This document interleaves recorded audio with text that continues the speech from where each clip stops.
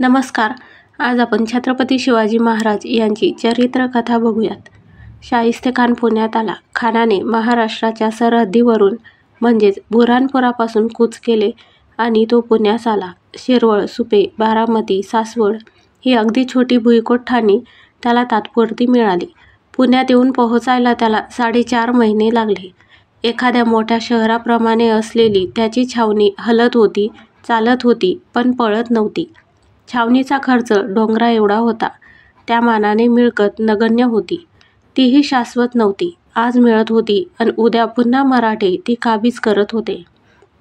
या 4.5 महिन्याच्या काळात फक्त पुणं तेवढं नाव घेण्यासारखं खानाला मिळालं अन ते त्याच्या हातात टिकलं. पण बाकी खर्च परतभर आणि प्राप्ती 2 बोटाच्या चिमटीभर असा हा शाही कारभार होता.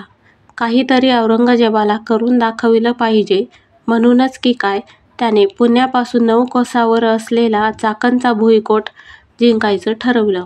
चाकणचा भुईकोट फिरंगोजी नरसाळा या नावाच्या शिवकिल्लेदाराच्या ताब्यात होता. चाकणकोटाचे क्षेत्रफळ कसंबसं 2.5 एकराचं होतं. किल्ल्यात कसेबसे 300-325 मावळे होते. हे एवढं टिचभर आकाराचं ठाणं जिंकायचा खानानं बेत केला. 21,000 फौज आणि मोठा तोफखाना घेऊन खान पुण्याहून चाकणला पोहोचला. तो दिवस होता 21 जून 1660. या 4 भिंताडाच्या चाकणकोटावर मोगली हल्ले सुरू झाले. अहोरात्र 1 महिना उलटला. किल्ल्याचा टवकाही उडू शकला नाही. इथे एक गोष्ट लक्षात येते की चाकणला खानाचा वेढा पडला. कोणत्याही बाजूने चाकणला मदत करणे जिजाऊसाहेबास आणि नेताजी पालकरास ही अशक्य होते. सर्व बाजूनी चाकणचा संपर्क तुटला होता. चाकण एकांगी पडला होता. 21,000 मोगली फौजेच्या आणि तोफांच्या गराड्यात अंगठ्याच्या नखा एवढा चाकण सर्व मारा सहन करीत झुंजत होता. अखेर खानानं आपल्या छावणीपासून भुईकोटाच्या ईशान्य बुरुजावर जमिनीतून बोगदा खणला आणि किल्ल्यास एकाच वेळी खूप मोठा सुरुंग लावला. हे भुईखालचे भयंकर संकट किल्ल्यातील किल्लेदारास समजणे अशक्यच होते.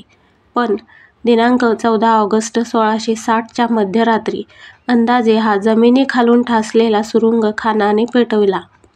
प्रचंड स्फोट झाला. ईशान्य बुरुज उडाला. खिंडार पडले. खानाची फौज कोटात घुसली. चाकण कोट खानाने काबीज केला. वेढा घातल्यापासून 54 दिवसांनी खानाला यश मिळाले. त्याचेही कौतुक वाटतेच, पण काम, काळ, वेग, खर्च आणि फौज याच्या पंचराशिकांत हे शिवराज्य जिंकायला खानाला किती तपे लागणार होती. या त्यांच्या तपश्चर्येचा भंग करण्यासाठी अनेक मोहांच्या आणि बेमालूम चुकांच्या अप्सरा त्याच्या भोवती नाचत होत्याच.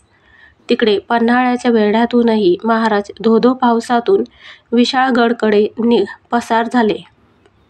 सिद्दी जोहरसारखा अतिदक्ष शिस्तीचा, कठोर निष्ठेचा, इमानी आणि कडव्या कौशल्याचा सेनापती फसला. हे त्याचे अपयश एवढे असह्य आणि अपमानकारक होते की त्याने अखेर विष पिऊन आत्महत्या केली. महाराज पन्हाळ्याहून विशाळगडकडे सटकले तेव्हा त्याच्याबरोबर अवघे 600 मावळे होते. अर्धा लाख शत्रू फौजेच्या अजगरी विळख्यातून राजे गेले. त्यांचा पाठलाग सिद्दी मसूद, जौहरचा जावई, करीत होता. त्यानेही महाराजांना गाठायची शिकस्त केली. पण आपल्या छातीचा बांध करून उभ्या असलेल्या बाजीप्रभू देशपांड्यांनी आणि 600 मावळ्यांनी राजा वाचविला. बाजीप्रभूच्या बरोबर त्यांचा भाऊ फुलाजीप्रभू हाही झुंजत होता. महाराज विशाळ्यावर पोहोचले. राजा वाचला, राज्य वाचलं, झेंडा वाचला. बाजीप्रभू, फुलाजीप्रभू आणि काहीशे मावळे ठार झाले. शिवाकाशीत या नावाचा सैनिक महाराजांना वाचवण्यासाठी महाराजांचं सोंग घेऊन पालखीत बसला होता. तो सिद्धीला सापडला. हसत हसत हा शिवा न्हावी सिद्धीच्या हत्याराखाली मरून गेला. राजे वाचले, राज्य वाचले. काय हो ही माणसं, वेडी, ठार ठार वेडी. हसत हसत मेली. सख्खे भाऊ मेले. किती साधी माणसं, किती सामान्य माणसं. होय, हाच शिवकालाचा वेगळेपणा आहे. सामान्य माणसांनी असामान्य इतिहास घडविला. महाराष्ट्र राज्य घडविले. महान राष्ट्र घडविले. हा कोण न्हावी, हा कोण भंडारी, हा कोण कुंभार, हा कोण माळी, हा कोण धनगर, हा कोण रामोशी, हा कोण महार, हा कोण हे सारे मराठे. जो स्वराज्याकरता जगतो आणि मरतो तो मराठाच. जो स्वराज्याला विरोध करतो तो मोघल. मग तर आपण शिवाजीराजांचे मराठे आहोत, औरंगजेबाचे मोघल नाही.